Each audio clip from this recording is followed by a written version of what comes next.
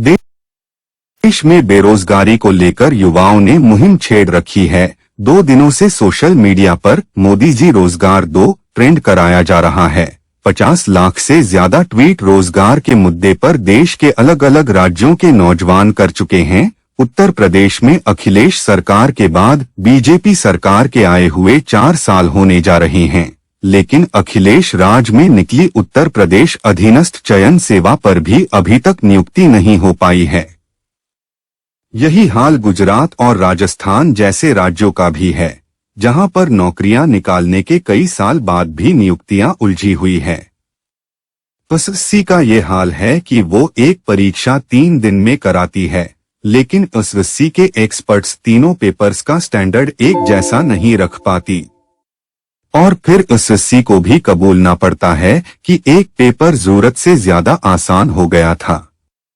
SSC के खिलाफ छात्रों का ये गुस्सा सिर्फ सीजीएल 2019 एग्जाम को लेकर ही नहीं था, कई वजहों में ये एक वजह थी।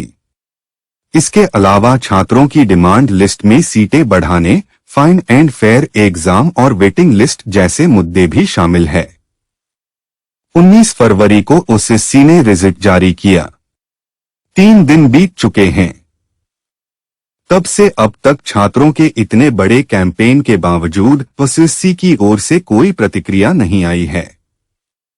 जब हमने एसएससी का पक्ष जानने के लिए कॉल किया तो चेयरमैन ऑफिस से जवाब मिला कि हेल्पलाइन नंबर पर बात करिए, और हेल्पलाइन नंबर तो ऐसा कि वो लगता ही नहीं।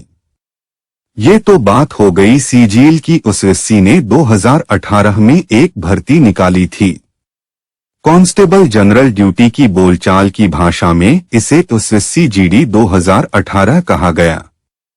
ये भर्ती पैरामिलिट्री फोर्सेज यानी CRPF, ITBP, BSF, CISF, NIA और असम राइफल्स में सिपाहियों के 54,000 पदों पर भर्ती के लिए निकाली गई थी, जिसे बाद में बढ़ाकर 60,210 पदों के लिए कर दिया गया।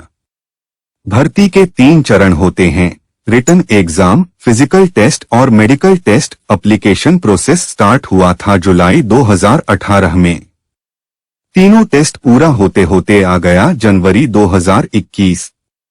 21 सितंबर 2020 को लोकसभा में एक सवाल का जवाब देते हुए केंद्रीय गृह राज्य मंत्री नित्यानंद राय ने बताया कि केंद्रीय अर्धसैनिक बलों में 111,093 पद खाली हैं। एसएससी जीडी 2018 की भर्ती में करीब 85 से 90 हजार कैंडिडेट ऐसे थे जो तीनों स्टेज पास कर चुके थे, और इनमें से काफी ऐसे भी लोग थे जिनका ये आखिरी मौका था।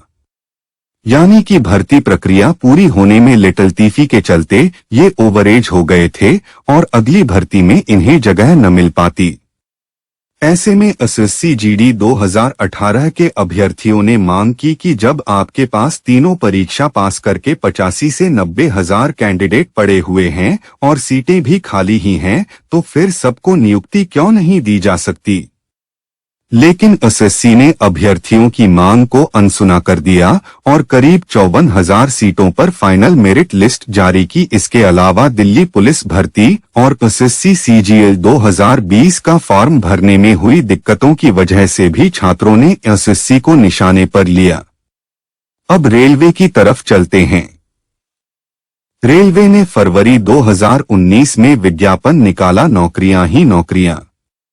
एनटीपीसी यानी नॉन टेक्निकल पॉपुलर कैटेगरीज में 35,208 पोस्ट की वैकेंसी। इसमें clerk, ticket clerk, goods guard, station master जैसे पदों पर भर्ती होती है। एनटीपीसी के लिए आवेदन करने वालों की संख्या 1,26,00,000 के लगभग है। जून और सितंबर 2019 के बीच इसकी परीक्षा आयोजित होनी थी।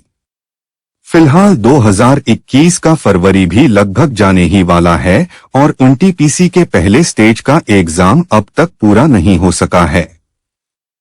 आपको याद होगा कि पिछले साल सितंबर में किस तरह से छात्रों ने बेरोजगारी के खिलाफ जमकर प्रदर्शन किया था। उसका नतीजा ये हुआ था कि एनटीपीसी के एग्जाम की डेट आरआरबी ने घोषित कर दी थी। 28 दिसंबर 2020 से पहले स्टेज का कंप्यूटर बेस्ड टेस्ट एग्जाम शुरू हुआ, जो कि अभी भी चल ही रहा है। इसके बाद दूसरे स्टेज का कंप्यूटर बेस्ड टेस्ट होगा, फिर मेडिकल और टाइपिंग टेस्ट, इसके बाद डॉक्यूमेंट वेरिफिकेशन और फिर जाकर कहीं नियुक्ति मिलेगी। एनटीपीसी के साथ ही रेलवे ने ग्रुप डी की भी भर्ती निकाली थी। 1,03,769 पदों की भारी भरकम वैकेंसी, 1,15,00,000 के लगभग आवेदन आए थे। सितंबर से अक्टूबर 2019 में एग्जाम का शेड्यूल था। परीक्षा अप्रैल से जून 2021 में प्रस्तावित है, यानी कि अब तक नहीं हुई है। एसएससी और रेलवे, ये केवल दो केंद्रीय संस्थानों की स्थिति है जिनसे युवाओं को सबसे ज्यादा नौकरी की आस होती है। राज्यों की भर्ती आयोगों का हाल तो और भी खस्ता है, फिर कभी उन पर भी बात करेंगे। देश की प्राथमिकता युवाओं को रोजगार देने की अगर नहीं है तो भी अब होनी चाहिए। प्रधानमंत्री देश की युवा शक्ति पर गर्व करते हैं। अंतर्राष्ट्रीय मंचों से भी कई बात कह चुके हैं कि भारत की ताकत भारत के युवा हैं, और ये ही युवा जब रोजगार को लेकर अपने समस्या रखते हैं तो सरकार ध्यान नहीं देती। उम्मीद है सरकार युवाओं की मांगों पर ध्यान देगी ताकि आगे से सृजन वाली शक्ति रोजगार मांगने, सरकारों के खिलाफ प्रदर्शन करने और फॉर्म भरने के बाद नौकरियों के इंतजार में जाया नहीं होगी।